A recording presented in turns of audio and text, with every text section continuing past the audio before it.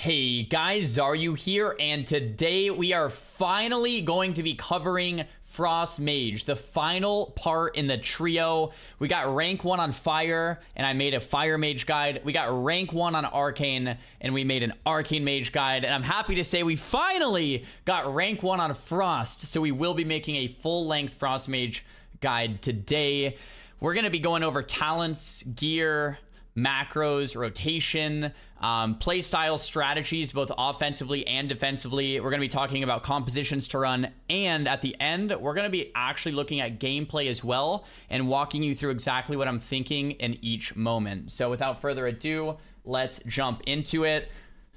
We did secure a nice 3420 number 1. A little bit of RNG involved, but we're real happy with it. And to be honest, I do think Frost Mage is maybe the best spec for climbing Shuffle out of the 3 Mage specs. So I think Frost is the easiest, and then Arcane after that, and then Fire seems to be the hardest. But Frost felt generally pretty easy to climb once you figured out the basics, and that's what we're going to be covering today. Take a look at talents. First and foremost, we have Frost Mage talents. So the left side of the tree here is very similar to both the Fire and Arcane trees. Pretty much identical, in fact, to both the Fire and Arcane trees. I don't change much around. Let me move my camera down slightly so we can see that. I'll move it back up in a second here. But the talents are pretty locked in. Now, here's when you do change, right? So you'll drop Tempest Barrier, and I actually dropped Tome of Antonidas, and I go 2 points in Cryo Freeze when I'm playing in a situation without a healer. Okay, so when I'm playing a Rogue Mage 2s, if I'm doing Mage 2s with Mitch, if I'm playing duels, if I'm playing World PvP, any type of gameplay without a dedicated healer on me, Cryo Freeze. Why? Well, your Ice Block will heal you to full. Now, if I have a dedicated healer on my team that I somewhat trust, I am not going to play Cryo Freeze, because if I Ice Block, I should generally be healed during that Ice Block. The Ice Block's more of like a trinket. It removes all the debuffs and off of you, so you can get topped relatively quickly. Now, so let's go back. So this is kind of the talent tree that we're normally running. There are a few points that you can adjust. The 1 point mainly, well, maybe 2, is this Tempest Barrier point you can put into Improve Frost Nova like this, if you want. You can also, if you want, get rid of Slow. I like Slow, but Frost already has so many slows that you don't need it. But Slow is an instant cast ability that you can spam. So if you're kiting a Rogue, the Rogue has no steps, and you press Slow, and the healer dispels the Rogue Slow, you can just press Slow again. You know what I mean? It's nice to be able to just spam a ranged Slow. Not Frostbolt's casted, maybe Flurries on cooldown, Blizzard's casted, you know, Orbs on cooldown. They're not in conical range. Slow is just nice, but you don't need it as Frost. If you want to drop it, you can. So if you wanted to drop Slow and put a 2nd point in Tempest Barrier, it's possible to do that. If you wanted to go something like Reabsorption, I guess you could. If you wanted to go with Improved Frost Nova, you could. So there's a couple points that you could change around, but generally this is what I like to play. The 1 point for Tempest Barrier, I believe, gives you this buff called Tempest Barrier. It is nerfed in PvP, but I do think it is purgeable, meaning it's Dispel Protection against things like Alter Time, and your Lance procs or Flurry procs. So it's kind of nice just having an extra little protector there, especially for things like Alter Time, which is very scary if it gets purged. But I think I totally want to nod to the fact that Improved Frost Nova is just as good or maybe better against pet classes, so things like Demonology Warlocks and BM Hunters, with that extra 2-second Frost Nova duration. Because with that increased duration, you're locking down all the pets for longer. So take your pick there. But yeah, the left side of the tree, pretty basic. We're going to go with Alter Time. We're going to go with Dragon's Breath. We're going to be going with Greater Invis, that 60% reduced damage. We're going to go with Time Anomaly to get those Time Warp procs, Icy Veins procs, Fingers of Frost procs, Shifting Power to reset our cooldowns. When we don't have anything up and available, we can Shifting Power and reset. We have Ice Ward that gives us 2 Frost Nova charges. We have Frigid Winds for the slows. There's not too much playing room here. Meteor doesn't hit for enough. Displacement is not quite as good as we'd want it to be as a talent. Time Manipulation is fantastic, but there's no room in the build to get it, because you either have to drop like Shifting Power Time Anomaly or Dragon's Breath, and none of those seem to be worth it. So yeah, this is pretty much what you're locking in every situation here. You have your big Blast Wave, you have your Haste, you have your Crit. Energize Barriers necessary. I wouldn't really play with the rest of these talents too much at all.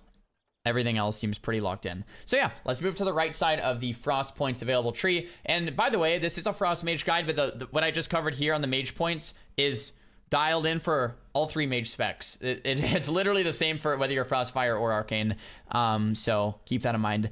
And once again, Incanter's Flow over Rune of Power. Rune of Power is nerfed to 30% in PvP, and Incanter's is anywhere from 4 to 20. So, but it's up all the time. So Rune of Power only being on that Icy Veins or hard casted, and it means you have to stand in one location versus just always having Incanters. Incanter's just a bit more value, especially as we start covering how Frost Mage is actually played later in this video. You're going to understand why Incanter's Flow over the course of a long period of time is going to give you a lot more value than a bit more burst and at one period of time with Rune of Power. All right, next we have Frost Talents here. TLDR, you see it on your screen, but let's get into it. So we have Frozen Orb and Flurry. Now, Brain Freeze, I actually don't play with. Now, if you do want to play with Brain Freeze, I do think there is an option to do so. You could probably move Everlasting Frost or Perpetual Winter for 1 point of Brain Freeze. Having said that, I actually don't cast many Frost Bolts as a Frost Mage. Surprise, surprise. And we'll get into that with the playstyle of it here in a bit. But the main purpose of the Frost Mage is to generate slows, AoE pressure, AoE damage, Ring of Fire, Blizzard, stuff like that. The single target Frost Bolts almost never happen. You can go almost pretty much an entire game without casting a Frost Bolt a lot of the time. In fact, this was a game from last night with some random rogue, it looks like. But this is my damage breakdown. My Frost Bolt was number 9. I casted 1 Frost Bolt that whole game. And if I go to the game before that, I casted 2 the entire game. And it's frequent where, well, I cast 0. So maybe 1, 2, 0 Frost Bolts. And these are relatively long games as well. So yeah, you don't cast many Frost Bolts. And that's the reason why I'm not going Brain Freeze, just because you don't cast many. And for the 1 or 2 you cast a game, say you got an extra Flurry proc, like big whoop. You know what I mean? It would be nice if you had the talent point, but there's just, in my opinion, better value options here instead of Brain Freeze. Next, Everlasting Frost. It's going to increase the damage to the orb and increase its duration, and we'll get into why this is so good here. Actually, I'll get into it right now. The way Freezing Rain interacts with Ice Collar and Everlasting Frost is pretty incredible. So this is really the strength, the true strength of Frost Mage right here. Freezing Rain makes it so when you orb, Blizzard's instant cast and increases the damage of Blizzard. But Ice Collar makes it so every time you Blizzard, it reduces the cooldown of Orb. And Orb is out for 2 seconds longer and does more damage. And your Ice Lances from any Fingers of Frost or frozen targets extend Icy Veins. And your Orb gives a Fingers of Frost every 2 seconds. So, thought experiment. Actually, maybe it'll be better to show you guys. You have a Blizzard, an Orb, Veins, and Lances that extend your Veins, and then you have instant cast Blizzards that's reducing the cooldown of the orb, and then you have Veins that are increasing every time you do an Ice Lance, and then you have another orb almost coming up, and then you have Shifting Power resetting the cooldown, and then you have another orb already, and then another Blizzard, and then more Ice Lances. You see how this all synergizes together like quite beautifully? You always have that Blizzard up, you always have that orb up. Not always, but a lot of the time. I actually just missed my second free casted orb. But you see why very quickly you don't have to cast too many Frost Bolts. Because once again, I have another orb in like 10 seconds. And that was just spamming damage with no polymorph, spell steals, other filler globals like Ice Barrier, Mirror Images, Frost Nova, etc. So that's a quick glimpse into what we'll be talking about later. But the synergy between these talents is what makes Frost so strong. Icy Veins, you get Fingers of Frost. Orb, you get Fingers of Frost. Orb's longer. Orb gives you instant Blizzard. Blizzard reduces cooldown of orbs. You kind of always have this rotation of Orb, Blizzard, Ring of Fire, Ice Lance going on. And that is a lot of what we talked about, kind of like with my damage breakdown. Ice Lance, Ring of Fire, Blizzard, Orb, flurry. Like it's, yeah, that's kind of how that damage breakdown is going to look, at least a lot of the time. So let's continue. What would I actually change here? So, I mean, Glacial Spike, I would pretty much lock in always. Actually, Mitch does have a build where it's Glacial Spike-less. Glacial Spike can crit upwards to 200k, sometimes a bit lower, sometimes even a bit higher than 200,000, which is pretty impressive. Having said that, it comes with an opportunity cost. So that opportunity cost is the passive Ice Lance no longer launches icicles. So if you want to actually just use all your icicles instantly with Ice Lance, you can no longer do that. So it does remove some instant cast burst for the cost of, you know, now you get Glacial Spike, you know, for the reward, and now you get Glacial Spike. So you can actually get huge Glacials. For all intents and purposes for this video, for most people watching, I would say Glacial Spike is pretty much an always lock-in play. And Splitting Ice, I do want to touch on this talent as well, because Ice Lance and Icicles become split. Meaning if you're playing a highly coordinated Rogue Mage 2s or highly coordinated RMP 3s and you don't want to split that damage, I do think there could be some merit to drop Splitting Ice to play with Ray of Frost and Glacial like this. Or if you want the more instant cast damage build, you actually drop Spike and go Brain Freeze, which means a lot more Frost Bolts, a lot less Ice Lances, and a lot more coordinated goes. So this could work in high-rated, highly coordinated 3s. So I would pretty much recommend that to not many people. So if you're watching this video and you're under 3k rating and you're playing Shuffle, this is the lock-in, okay? It's going to be a lot more damage. It's going to be a lot more scary casting those spikes. And even if you don't get a spike off, the spike is going to be scary in itself because you're going to be casting that spike. I used a really terrible analogy the other day on stream, and I'll use it again. I don't know this I don't know if it's a good analogy or not, but it's almost like if you're in a fight in an alleyway at dark at night and you have a gun on your hip. You don't necessarily shoot the gun for it to be scary, but just the fact that it's there is very scary. Glacial Spike is the same way. Even if you never get one off, the enemy team knows that it can one-shot. And every time you cast a spike, it's like, oh, sheer ground kick, bubble, purge, block. People freak out. And that's very good. Even if you never get one off or it never kills anyone, just the threat of spike makes the game more and more in your favor. Because people are going to overuse cooldowns eventually, even if they're the top players in the world. Because if a spike's coming in, 2 people might throw a kick into it because you don't want it going off. And if you get 2 kicks for a spike, that's a big W, right? So generally, that's the play. Now, Sub-Zero is awesome. Sub-Zero gives you 20% more damage to rooted and frozen targets. So it's giving you more incentive to actually shatter into a Nova or an Ice Nova. I believe it might be nerfed to 10% in PvP. Blizzard, you got to do a better job at showing your tooltips, how it is in PvP versus PvE. But anyway, this kind of leads me into the rotation basics. So with a Frost Mage, a lot of the time when you're building up damage and you want to deal damage, you want to send off all your instant casts first, and we'll get way more in depth with that. But when you're casting Spike, you can synergize it with Sub-Zero by casting Glacial Spike and spamming Ice Nova. Now the Ice Nova hit the target and Glacial shattered into it. So the Glacial is actually going to do 10 or 20% more damage if you're in or out of PvP. So that's awesome. Not only that, though, you're going to get all the other benefits from Shatter, right? Just from Frost Mage Shatter, right? Frost Mage multiplies critical chance of your spells against frozen targets by 1.5 and adds an additional 50% crit. And you get this Sub-Zero, right? So it's massive if you do Spike to use an Ice Nova right after. Now, if you don't have an Ice Nova after for Spike, what you can do instead is cast a Spike and then Flurry right after that Spike. So Glacial Flurry. If you Glacial Flurry, it won't benefit from Sub-Zero, but it will benefit from Shatter, which is still really good because you get a lot more crit chance. And Glacial Spike, you want it to crit, trust me, because it does a lot more damage. So yeah, that's pretty much the build and why you take these talents.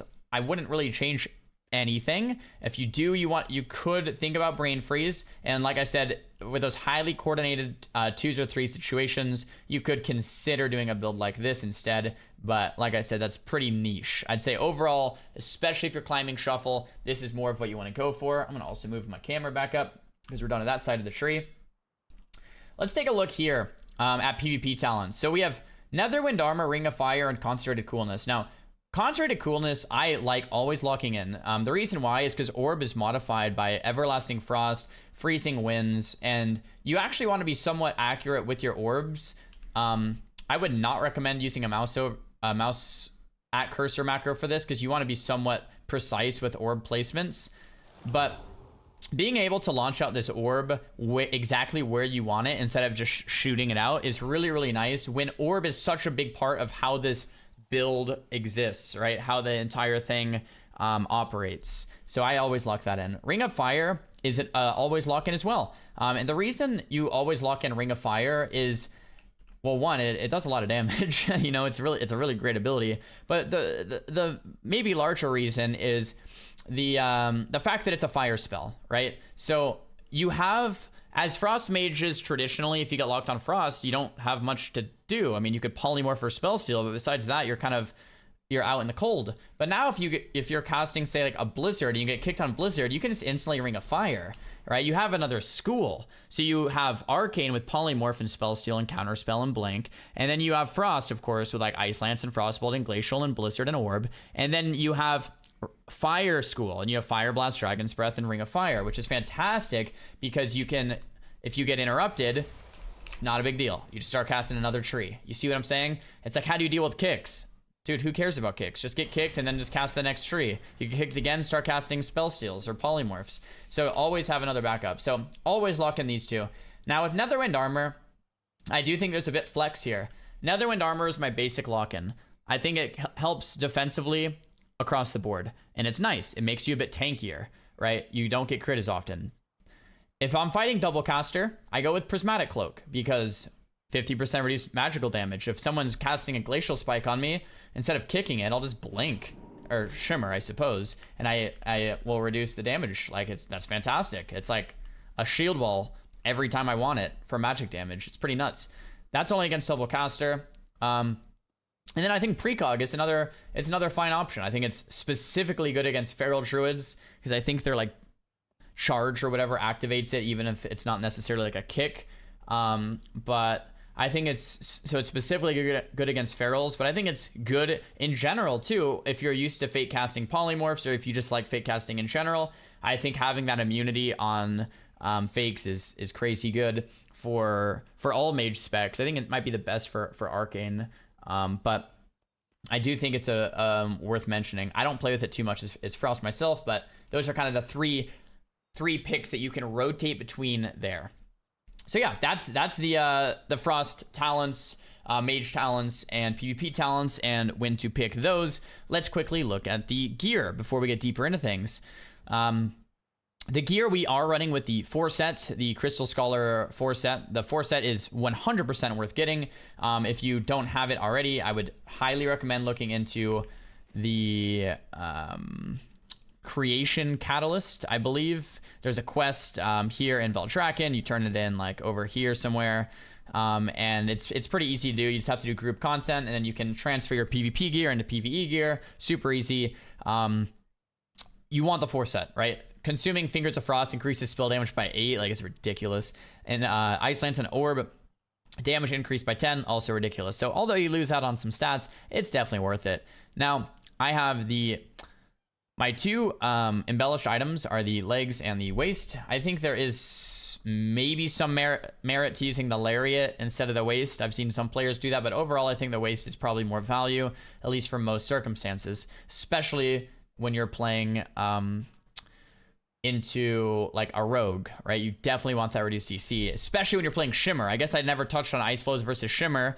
I always lock in Shimmer. I got all the way to #1 playing Shimmer every game. I think Shimmer is just better. I think even if there's a rogue on the enemy team, or even if you're being trained, you have Trinket, you have 2 blocks, you have Wall, you have Altar. Like, you shouldn't really be the first one on your team dying. and Shimmer helps your team live, because if they're not on you, Shimmer allows you to play more aggressive to help your team, and if they are on you, you can also live longer than your team, or should be able to. So it's just a win-win playing Shimmer, but you have to get used to not being able to blink stuns, which takes some practice. But I think overall Shimmer is probably a better play. I do play Shimmer for all 3 mage specs. Next, we have gems, 70 haste, 30 verse. Top priority is haste verse. Big surprise. It's been like that for like 10 years now or something.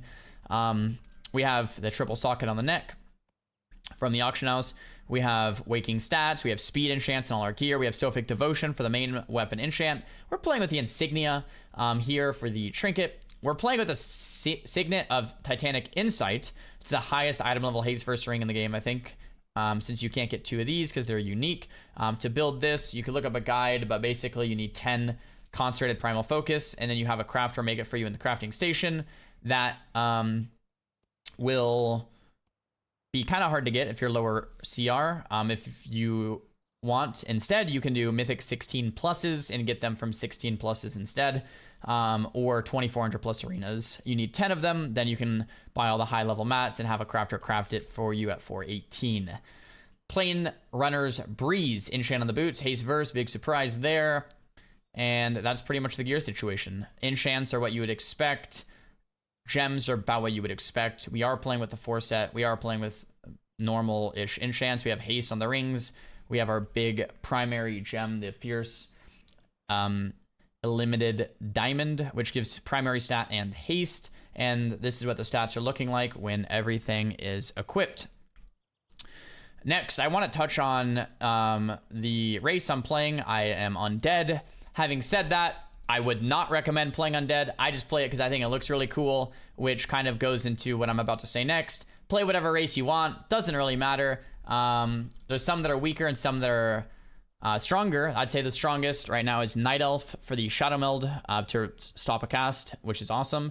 And Dark Iron Dwarf or Normal Dwarf for removal of Deathmark, the Assassination Rogue Bleed. So take your pick. If those are the 2 strongest ones. They're both on Alliance, funny enough, or all 3 of them are Alliance. But you can kind of play what you want. I mean, I play Undead and it works out fine. Macros. I'm not going to spend too long here. I have full macro videos in the past. I've been using the same macros for like a decade now. But I'll briefly just skim them. We have Arena 1, 2, 3 counterspell, so I can counterspell Arena 1, 2, 3. I have a macro for Frostbolt that looks like Flurry because I just want to hide my Frostbolt, and it cancel auras my Ice Block and Invis, so I can like block and cancel it right away by casting Block and Frostbolt. All my macros are in the Discord as always if you want to copy them. We have a mouse over Decurse. We have Decurse Party 1, Decurse Party 2, and then we have normal focus macros like Focus Polymorph and Focus Counterspell. I don't use too many macros these days. It's just the same ones. Focus macros, Arena 1, 2, 3s, and it's pretty much that. I don't know if there's any. I don't use this one. There's some of these in here that I don't actually use. I have Focus Spell Steal as well. But I did just want to briefly touch on those. And then while I'm at it, I did just record a full-length add-on guide, but I do use these add-ons. They're all on my Discord as well. Discord links down below. We have Tell Me When for all of the different procs that I use. It's like weak auras for dummies, but it is helpful for things like knowing I can instant Blizzard, or knowing the cooldown of Blizzard, or knowing how long I have left on my veins. And yeah, just more awareness of things like, yeah, like the Time Warp proc. When I go into an Ice Block, if I go invisible, how much time left is on my invis? So I like to have all my important buffs and debuffs right here so that I can see what's actually going on without having to look up here all the time. It's just easier to see. That is in the Discord down below. Okay, cool. We covered all of the kind of like basic stuff. So let's get into the meat of it. How do you actually play Frostmage, right? That's probably why a lot of you clicked on this video and where a lot of the more in-depth questions will be answered. How do you play Frostmage? What is the playstyle? What is the rotation? What am I actually doing once I load into a game? Now, the overall objective as a Frostmage is to play at a safe distance while keeping the enemy slowed, keeping Blizzard down, Ring of Fire down, Orb down, and using Splitting Ice. A lot of your damage breakdown, number 1 will be Ice Lance. Number 2 will probably be Ring of Fire. And then your orb and your blizzards are probably going to be up there as like 3 and 4 or 5. Okay. Glacial spike. Secondary. Glacial. I'll say that again. Glacial spike. Secondary. Don't try to get a glacial spike off all game if your orb is off cooldown. Don't try to get a glacial spike if your Ring of Fire's off cooldown. Don't try to get a glacial spike if your blizzard's off cooldown. Don't try to get a glacial spike if you have Fingers of Frost procs up. Don't try to get a glacial spike if you have a flurry up. Only glacial if there's like not much else to do, because everything else is going to help your team win. It's going to help you get more pressure. It's going to help the slows. It's going to help maintain your team's momentum. Glacial spike slows all of that down, especially if you get stopped. Now, if you get the glacial, that's great, but you don't want to be going for a glacial all game when you have higher priority things to do. Let me write you guys a quick priority list. I have a little notepad here for all the notes for the stream, but let's do a quick priority list. So number 1, you want to have Frozen Orb on CD. That's like pretty high prio. If Frozen Orb's off of cooldown, use it, because Orb generates Ice Lance procs. Orb lets you Blizzard for free. Blizzard gives you another Orb. The Lance procs cleave. The Lance procs give you more Ice Lance time, and I believe reduce the cooldown. Your damaging single spells reduce the cooldown of Icy Veins, and it gives you another Icy Veins back by getting more crit. So like, Orb needs to be on cooldown. Like, if you're ever going for a spike with Orb on cooldown, it's a massive mistake, right? That's pretty much number 1. I guess 0 would be like maintain good positioning, and we'll get into what that actually means a bit later. But a lot of the time, this is defensive. Frost Mage is a very defensive, dampening caster. You don't push in. I'll say that again. You don't push in as a Frost Mage. We'll get more into that, but that is so critical. You don't ever need to push in. If you push in, you're throwing the game. You play back and you kill people. If they run away at a pillar, you just throw it on Ring of Fire and Blizzard, and they'll literally die to the Ring of Fire and Blizzard. You don't need to push in. You're throwing games by pushing in 10 out of 10 times. All right. Maintain good positioning. Frozen Orb on cooldown. Instant blizzards used. You can use 2 of them for each Frozen Orb. Frozen Orb gives you an instant blizzard for 12 seconds. So if you orb, you have an instant blizzard for 12 seconds. You can blizzard once, wait for the 6 seconds, and then blizzard again. You have a couple seconds overlap to make sure you don't miss it. You get 2 free blizzards with the orb that do more damage. You want to use those because they're going to give you another blizzard. You see? Especially if there's a lot of pets, you can have 100% orb uptime. I'll say that again. 100% orb uptime if you get Blizzard on multiple pets. Each time Blizzard deals damage, orb cooldown's reduced by 0.5. It counts every pet individually. If you orb an enemy team in Blizzard and they're all stacked and there's a couple pets, you can orb Blizzard, instant cast, Blizzard again, and then orb again, and then Blizzard again, and then orb again, and then like, it's insane. That's the strength of Frost Mage. All right. Maintain good positioning. Orb on cooldown. Instant blizzards. Next, it's not... There's some priorities that might overlap here. These are like very clear. From here, a lot of the times you want to see if you can get a Ring of Fire down. Ring of Fire is great for a few reasons. If you get kicked, you don't care because it's just Fire School. You can then do a lot of other stuff, right? Actually, before I say that, use Lance procs. When you orb, you generate a Lance proc every 2 seconds, and when you Icy Veins, you generate a Lance proc. So Fingers of Frost. You don't want them to stack. They can only stack to 2. So if you have an orb out and you have 2 and you don't use them, you're going to be wasting procs. So you want to make sure to use Lance procs so you're not capped. Okay, like that's priority over Ring of Fire. In other words, when you have orb out, blizzard out, you have 2 lances, you can lance, and then another blizzard, and then another lance. Those all, and then another lance. Like all those globals are pretty much set in stone because you need them to be, because you don't want those lances overlapping.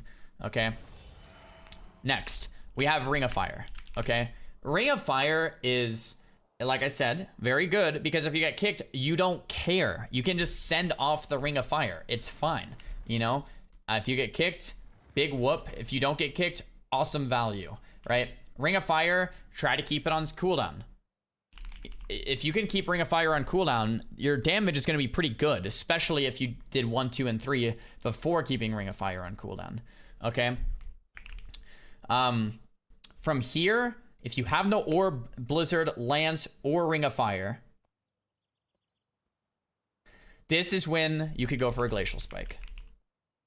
Okay, that, actually, before Glacial, I guess you would Shifting Power reset and do 1 through 4 again. Because really, yeah, I guess really that would be better. You Shifting Power reset and then do 1 through 4 again. So 1 through 4 is going to take up most of your time in a game. 5 makes it so you can do 1 through 4 even more. If you guys don't know what Shifting Power is, it resets your cooldowns, right? To some degree. Okay, if you have 1 through 4 on cooldown and you have no Shifting Power because you already used it, it's on cooldown, then that's when you can go for some Glacial Spikes. This is like probably, like, this is so critical. You're probably going to go up so much rating just by understanding this. 1 through 4 is the priority. Not getting a Glacial Spike.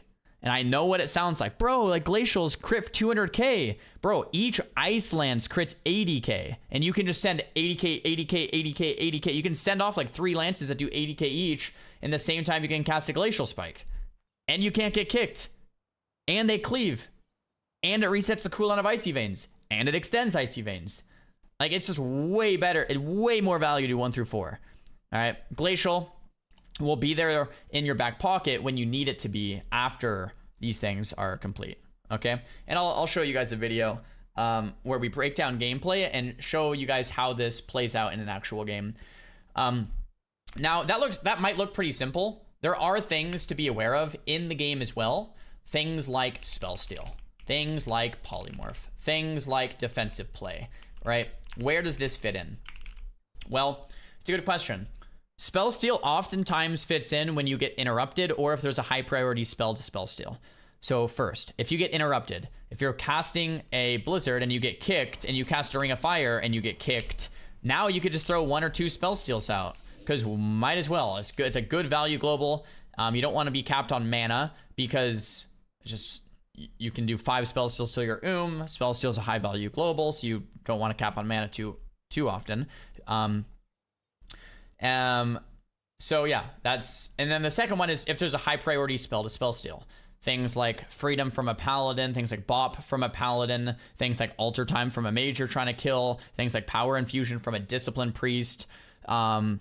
Could be Hots from a Druid, although you don't want to get into a hot spell stealing battle because you're going to lose that every time because you only have 5 spell steals till your You don't have Klepto as a Frost Mage, obviously. But yeah, high priority spells. Spell Reflect from a Warlock. Off the top of my head, Thorns from a Druid. Probably a couple more. But those are some big ones. Polymorph. When do you polymorph with gameplay like this? Well, the short answer is you don't. Most times as a mage, as a Frost Mage in the current meta, especially in Solo Shuffle, this is a little different in rated 3s, you don't polymorph. Now, this might sound weird. Why would you not polymorph? Well, look at the class. Orb is AoE. Blizzard is AoE. Ice Lances are cleave. Ring of Fire is AoE. Glacial Spike is cleave. Shifting Power is AoE. The polymorph is going to break every time. And if polymorph means you can't do this, then your class sucks. Now, in certain instances, if a healer is out across the map and you shimmer in, DB Sheep the healer, while maintaining this, it's great. How often does that happen? Almost never. Maybe once or twice in a really good game, or 0 times. You can win a whole game without using polymorph. You don't use it very often. This makes me deeply sad. As much as I love DF, I think that's probably the saddest thing is that mages don't really poly as much because it's not worth using, which is a crazy sentence to say. The 2 set makes it so that incoming crowd control effects are reduced by 15%. Unfortunately, that 15% is kind of a big deal for mages. It means that polymorph is 15% less effective. And since polymorph heals your enemy in a metagame where damage matters, and polymorph removes all debuffs on your enemy in a metagame where damage matters and killing matters, like in solo shuffle, you want to do maximum possible damage. When you have polymorph that's 15% reduced and it heals your enemy and it removes all their debuffs, a lot of the times it's not worth it. Warlocks still fear because the fear doesn't heal them and the fear doesn't remove debuffs. If polymorph didn't remove debuffs, I would say, hell yeah, man, just spam that, because it's like, bro, you could just polymorph the healer 2 or 3 times. Even if it breaks, it's like a pseudo interrupt. That'd be great. But it does remove debuffs, it does heal, so you don't really use it as a frost mage. And that's the kind of crazy truth right now. Having said that, like I said, if you can snag a poly, you see a good moment for it. It's rare, but it happens where you can DB sheep a healer, or your teammate's going to die if you don't sheep for some defensive plays, sure. But most of the time, you don't use a ton of polymorphs, especially in shuffle. Now in high rated 3s with communication with your partners, you can fit them in, but it's still very difficult because of the nature of the class being all AoE focused, which this would be a whole nother video. But my main gripe with Frost Mage over the past decade is the class has been primarily AoE focused, when through vanilla, through Mist of Pandaria, Frost Mages were single target focused, meaning I thought that was awesome. Single target burst focus. Now mages shifted to an AoE playstyle, and the AoE playstyle means you don't polymorph because it breaks. Anyway, I think we've hammered that point enough. That's why I don't poly. I wish it would change maybe someday in the future. Maybe if Blizzard's listening, it will. Defensive play. Frost mages are generally pretty tanky. You have many defensive options. You have 2 ice blocks. You have greater invis, which I call wall, because you get 60% reduced damage for 3 seconds after using the greater invisibility. You have Blast Wave, which knocks melee off you. You have Ice Barrier on a 25-second cooldown that gives you a shield. You have Alter Time on a 50-second cooldown, and you can reset all these with Shifting Power. And you have 2 Shimmers, and you have Novas, and you have Dragon's Breath. If you need to, you can poly, but I would advise against it for the reasons we just talked about. You have Slows. And a lot of the times, you just position in a way where they can't hit you. You're either behind a pillar or you're max range. Usually max range. So that max range, the positioning, and through rotating those defensives, you should be able to stay alive a lot of the times as a Frost Mage. You should not be the first one dying in most instances. So let's take an example of how this might look. You'll be playing at max range. A hunter is aim shotting you from max range. Boom, behind the pillar. Chaos Ball comes in behind the pillar. Another Chaos Ball comes in behind the pillar. Right? And I'll show you guys gameplay of how this looks in game, and that's literally all it is. If you have double melee training you, you want to be in the open. So you'll be in the open. Double melee is training you. And your healers in CC, boom, alter time. You're getting owned, you're getting owned, you're getting owned, you're getting owned, you're getting owned. Your healers out of CC, boom, alter back. Right? Now the melee are over there. So now you orb over there, you blizzard them over there, and now you're 20 yards away. They charge to you, you blink. They charge to you again, you blink.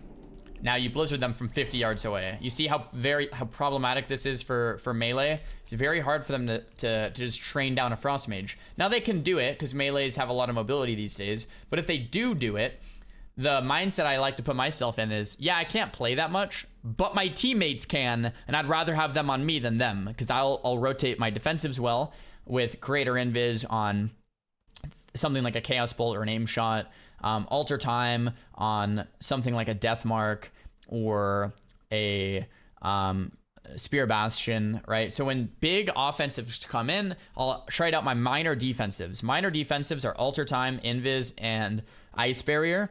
I could even knock or Dragon's Breath or Shimmer.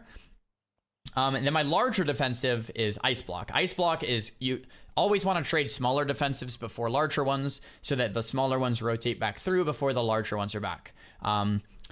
There is some instances where it's just like, okay, I'm just gonna block, because I alter time wouldn't save me here. I'm just gonna block, and then I'll get that off of cooldown. So at the end of the day, you have to assess each situation by itself, because if you have like a Death Mark on you and you're 30% life and your healer's in CC and you have alter time up, it's like, oh, let me alter. It's like, that's not going to save you. You're going to have to block there. But in a perfect world, you would have altered at 100% life and rotated that back through and saved your block, right? So yeah, a lot of the times that defensive plays, the polymorphs, the spell steals will come through 0 through 6, okay? Cool. So let's continue on.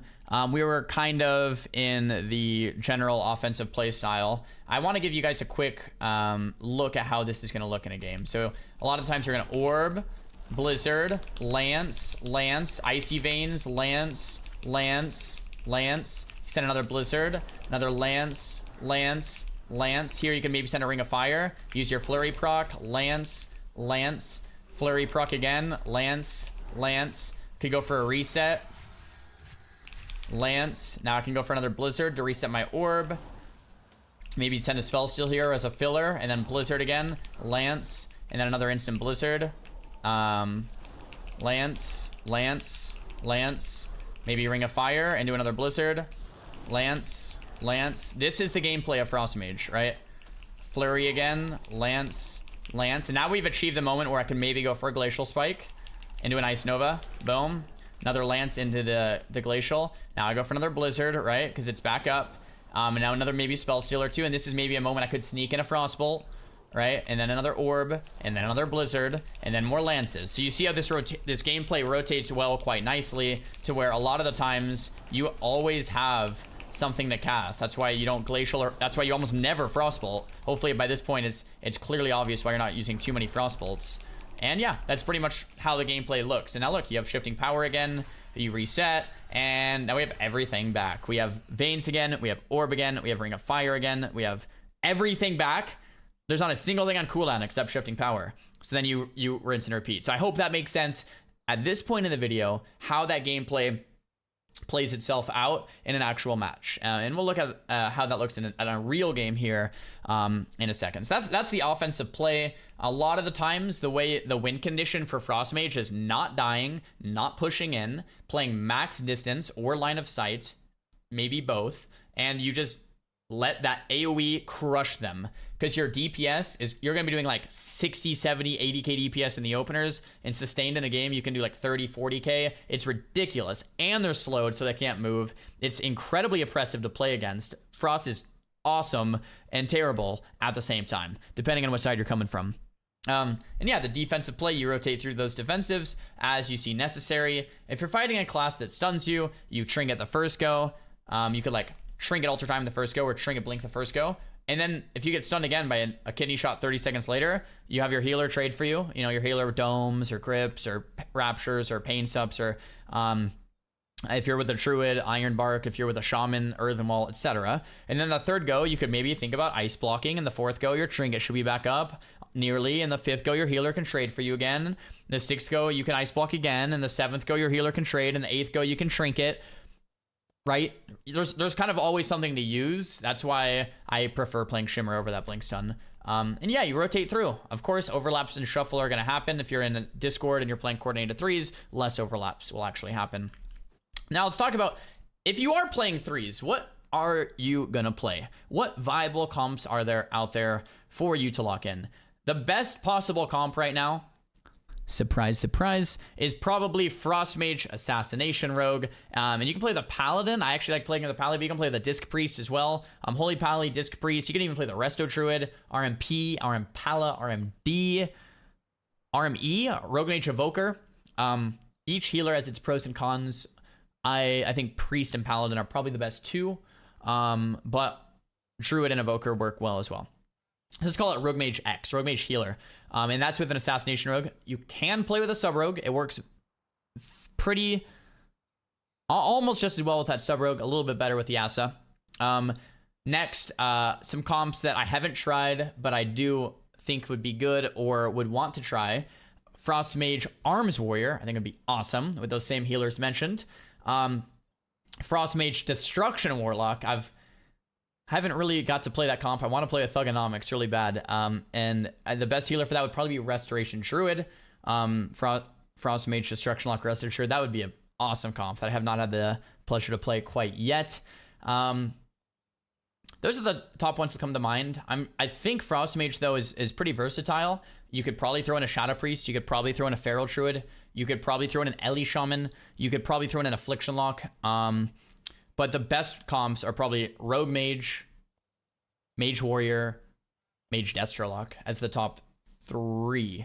But Frost Mage is one of those classes, and Fire Mage historically has not been this way. Neither is Arcane, but Frost is one of those classes that it generally does well. Like, so you could play with a lot of classes because the value of the class is so high with just what it brings with the slows and AoE pressure that you could kind of throw in a lot of thirds. That's probably why it does well in solo shuffle, because almost anything you throw it with, it does okay. Right? So that's why I think Frost is the easiest to climb out of the 3 mage specs. Let's take a look at the a recent YouTube video I uploaded and take a look at how this looks inside of an actual game. Let me move my camera to be in line with that. And yeah, so this is me playing a 6-0 solo shuffle. So this is one of my most recent YouTube videos. Cool. So the game starts and I throw out a Blizzard. Big surprise. I throw out a Orb and then Blizzard. Big surprise. I put the Druid on my focus and we throw Lance, Icy Veins, Lance. Does this look familiar? It's the same opener I just showed you guys on the target dummies, right? Orb, Blizzard, Lance, Icy Veins, Lance. Very, very similar. If you want, you can Orb, Icy Veins, Lance, Blizzard, Lance. It's like a little different, but I like to do it this way a lot of the times to get Orb cooldown back a little sooner. Okay, now I actually did a spike. Now this is actually a good thing to mention. So I used Lance here and then another Lance there. So I have 2 Lances, but I won't get another Lance proc for 2 seconds because this one just happened and I have Veins. So I can sneak a Glacial here without wasting a Lance proc because the Glacial will go off. I'll use another Lance and then another Lance proc will happen. So I Glacial, Ice Nova, Lance. I might have actually wasted a proc there, which is not good. Suboptimal damage, right? So we're just spamming damage. We have the Blizzard down again. We have Ring of Fire down again. We have a Frostbolt. I should probably Shifting Power here if I don't. Another Spike, that's fine. Should definitely Shifting Power here. Zar, what are you doing? Another Frostbolt, should definitely Shifting Power. There's the Blizzard down, Frostbolt down, Shifting Power now. That was slightly suboptimal, really. I could have done it a bit better. I could have Shifting Powered like 4 or 5 seconds before I did, which would have been better. Goes to show, at any level, we're still making mistakes here. We have the Blizzard down, we have the Orb down, we have the Ring of Fire down, we have more Lances, we have another Spike. I should definitely use another Blizzard. Oh, we get the kill. Done. That was a pretty good exemplary game of how it kind of plays out. Orb, Blizzard, Ring of Fire, Lances, some Spikes. That's the style of the gameplay. That's when you're not being trained. I think they tried to train me in one of these rounds, and it doesn't really work out super well. Now, this is a cool second game, I think. So, we open up here. Now, this is not a mistake. I'm lining the Warlock. Positioning is very important for a Frost Mage. It's very important for casters in general. It's very important for any classes in PvP in general. Positioning is PvP, man, which makes it so fun. The Warlock's here. I open here. I'm not going to get feared. I'm not going to get kicked. I'm not going to get coiled. You know, I'm opening Death Knight. Now, I Orb, probably Blizzard, Icy Veins, Lance. We'll see what happens. Okay. Lance. I get stunned here. I Trinket because I just don't want to waste the value. And I Blizzard, and now I'm Lancing.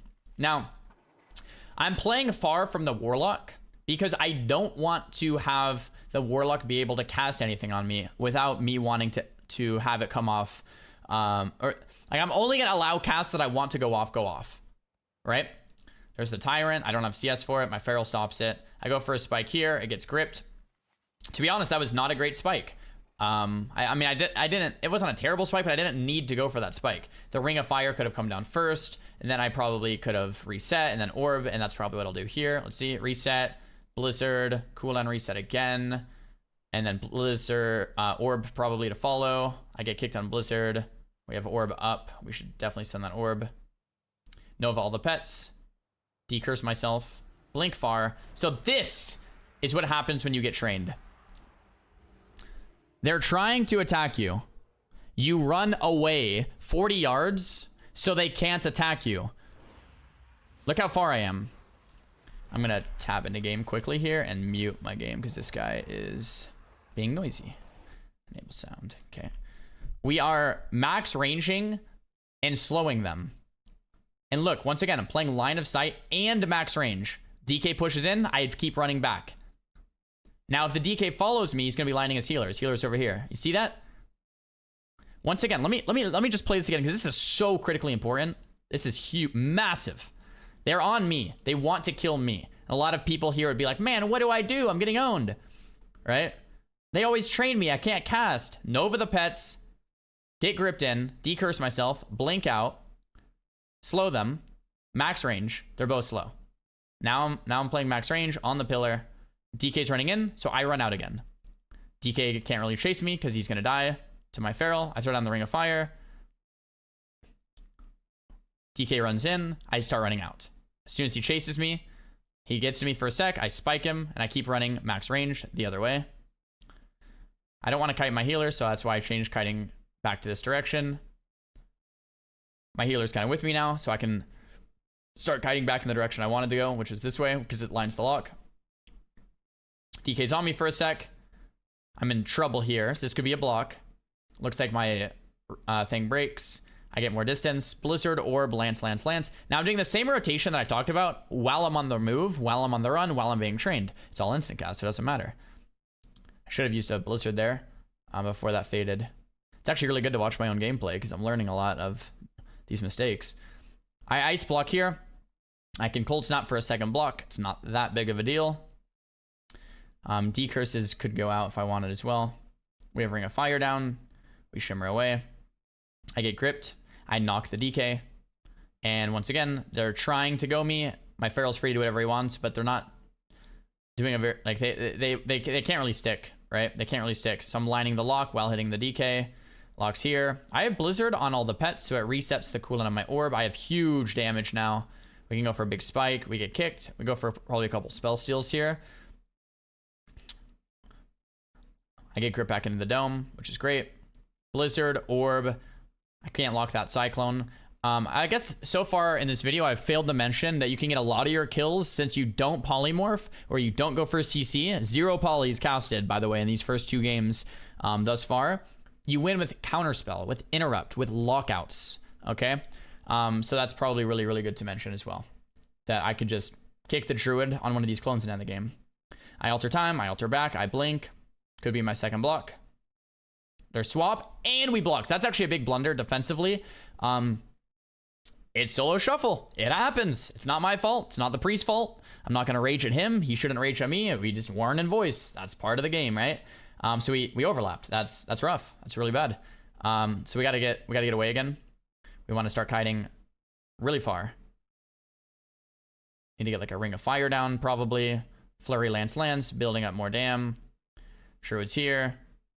Hey, look, I casted a polymorph. I'm trying to catch this druid out. Ring of Fire down. I can reset my cooldowns as well. I get kicked. I have mirror images up. I should probably just put those on cooldown. It's DK. So once again, I'm lining the lock and dragging the DK away from the lock and the healer. If the DK chases me, he's in trouble. If the DK doesn't chase me, I have pressure relieved. DK grips me back in the open. I blink back out of line of sight. Locked eyes to my feral druid. And I'm just spreading pressure. Look at the damage done, by the way. The feral was free to play the whole game. I was being trained, but still doing a lot of damage. And then the DKs after that. Yeah, so let's watch another round here. Once again, Orb. Blizzard. Lance. You know. He opens up. I trinket because I don't want to waste my procs. Lancing more. Trying to get another Blizzard down. It's actually going to cooldown for another sec. I reset my cooldowns. It's exactly what we talked about here. Although these target dummies are moving, instead of in Thunder Bluff, they are stationary. But other than that, it's the same exact thing. We go for a spike, Ice Nova, we get it. We have the Blizzard down, we have the Orb down. We Lance. Could probably go for another Lance, another Blizzard, or another spike, and could just die. It's like so much damage, especially when they're not training me. We mind control the spike there, which sucks, but it happens.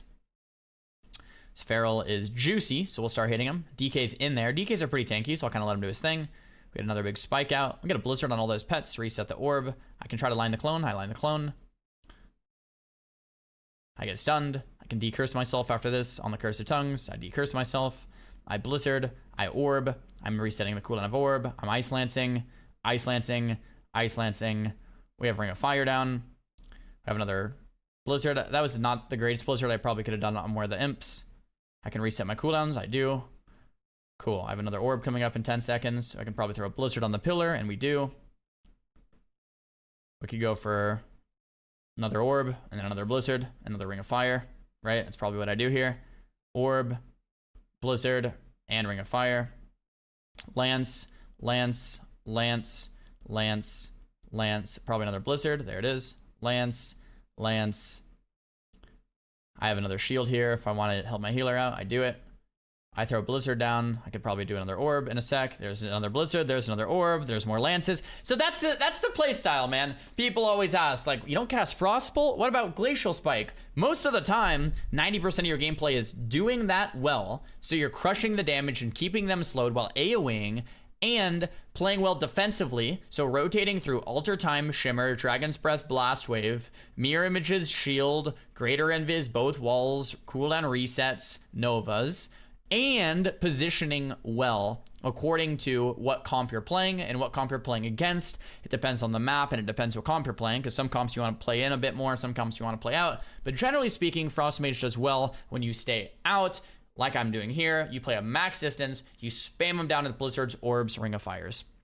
I mean, I can keep watching this video, but a lot of it's the same. We get a nice value altar here, we alter back, we get another Lance on the Feral. We go for a spike here. We get a double blink spike, and does he live? Yeah, he does live. But everyone's rotting at this point. I'm pushing in a bit more, but still, I don't want to get too aggressive. Once again, what I'm not doing is pushing in to them. I'm playing out here. I do not want to push in this way. That'd be a massive mistake. Druid's like really far, so if I want to push in like a little bit to get like a sheep off the field, that's an option. But it's not a very good option. Like a better option would be just like staying out, lining the lock, and spamming AoE. We lock the clone. We're playing back. Once again, don't need to get too excited. Like, game's over if we don't do anything. And what I mean by don't doing anything is we don't need to do anything fancy. Blizzard, Orb, staying back, T-Curse tongues off myself, lock the fear, Lance, Lance, Lance on the Warlock. He's in trouble. Big spike here, boom, and he's dead. That's how, like, every game, I mean, that's how you want it to look every game on a Frost Mage. Of course, ish happens because, you know, could die without blocking. Your healer could run in and throw the game. Like, it's solo shuffle. Crazy stuff happens all the time. But that's the general gist of the playstyle. I don't think we need to go any further. I think that wraps it up quite nicely. Guys, that is Frost Mage in Dragonflight in a nutshell. I don't know how long that was. I hope we kept it under 30 minutes, 40, maybe under an hour. I don't know. If you guys enjoyed the video, give it a thumbs up. Hopefully that answers all your questions on exactly how to play a Frost Mage, what your objectives are as a Frost Mage, what comps to play, what globals to use, how to gear, talents, everything. If you guys enjoyed the video, leave me a comment down below letting me know what you want to see in the next videos, and don't forget to subscribe. Peace.